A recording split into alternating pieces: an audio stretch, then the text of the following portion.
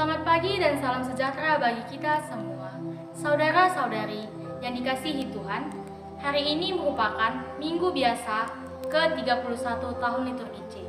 Adapun bacaan Injil kita pada hari ini dikutip dari Injil Lukas 19 ayat 1 sampai dengan 10. Saudara-saudari yang dikasihi oleh Tuhan, bacaan Injil pada hari ini ingin menyampaikan tentang Zakheus, seorang pemungut cukai yang bergelimangan harta, ingin melihat Yesus yang pada saat itu melintasi kota Yeriko.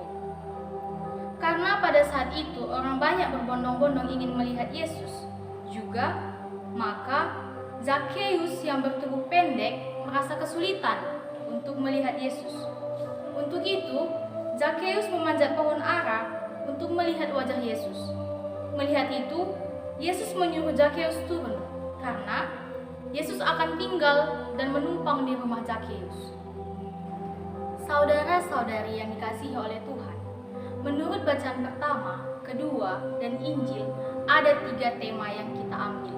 Tema yang pertama yaitu Yesus memberi kesempatan kepada orang berdosa, yang kedua Zakheus mengalami pertobatan, dan yang ketiga itu cinta kasih. Di sini Yesus memberikan kesempatan kepada orang berdosa, terutama kepada Zakheus yang merupakan seorang pemungut cukai, dan ia memungut cukai lebih dari haknya.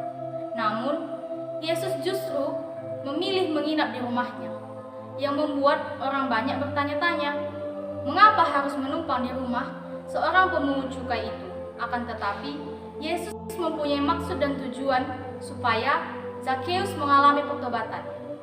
Dan memang benar, Zakheus berjanji kepada Yesus akan mengembalikan 4 kali lipat milik orang lain yang sempat ia rampas, dan memberikan setengah dari hartanya kepada orang miskin.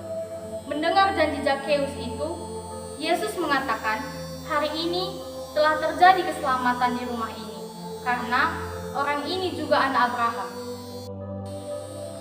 Saudara-saudari yang dikasihi Tuhan, pada masa lampau, Yesus memberikan kesempatan untuk bertobat kepada Zakheus dan pada kita semua sekarang ini. Namun, apakah kita sudah bertobat? Karena bertobat diwujud nyatakan melalui tindakan kasih yang kita berikan kepada sesama kita. Karena dari semua hukum yang ada, hukum tertinggi adalah cinta kasih. Karena ada tertulis, kasihilah sesamamu manusia seperti engkau mengasihi dirimu sendiri. Sejauh ini, sudahkah kita melaksanakannya? Saudara-saudari yang dikasihi Tuhan, kita sebagai orang Katolik juga mempunyai ciri khas sebelum ataupun sesudah berdoa, yaitu dengan menandai diri kita dengan tanda kemenangan Kristus, atau yang biasa kita sebut dengan tanda salib. Akan tetapi saudara dan saudari yang dikasihi Tuhan, tanda salib mempunyai 2 unsur penting, yaitu horizontal dan vertikal. Horizontal mau menyampaikan pesan hubungan kita dengan sesama manusia. Dalam hubungan kita dengan sesama manusia, apakah berdasarkan untung dan rugi, debit, bibit, dan bobot, atau kawan-kawan, atau mungkin KKN, sahabat, keluarga, atau kita memang sudah berlaku adil? Dan yang menjadi pertanyaannya, sudahkah kita berlaku adil? Mungkin itu masih berat. Contohnya, kita lebih cenderung mau berteman dengan satu suku kita. Kalaupun kita mau berteman dengan suku lain, mungkin karena hal itu menguntungkan bagi kita. Kita sendiri bisa timbang rasa, dan yang menjadi timbangannya adalah hati.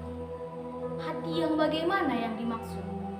Yaitu hati nurani. Karena kalau hanya sekedar hati, itu banyak dijual per kilo, seperti hati ayam, hati lembu, dan lain-lain. Namun, bukan hati itu saudara-saudari yang dikasihi oleh Tuhan, melainkan hati nurani yang ada di dalam diri kita masing-masing. Tetapi kita tidak boleh juga menjadikan diri kita menjadi tolak ukur bagi orang lain atau biasa disebut dengan etnosentrisme. Dan unsur kedua yaitu unsur vertikal, yaitu hubungan kita dengan Tuhan. Kita dapat mengasihi Tuhan apabila kita sudah mampu mengasihi sesama kita dan berlaku adil tanpa berat sebelah. Ciri khas kita memang sederhana, tanda salib, namun mempunyai makna yang sangat mendalam. Semoga Tuhan Yesus memberkati kita selalu, membimbing kita dan membawa kita ke jalan yang benar. Tuhan Yesus memberkati.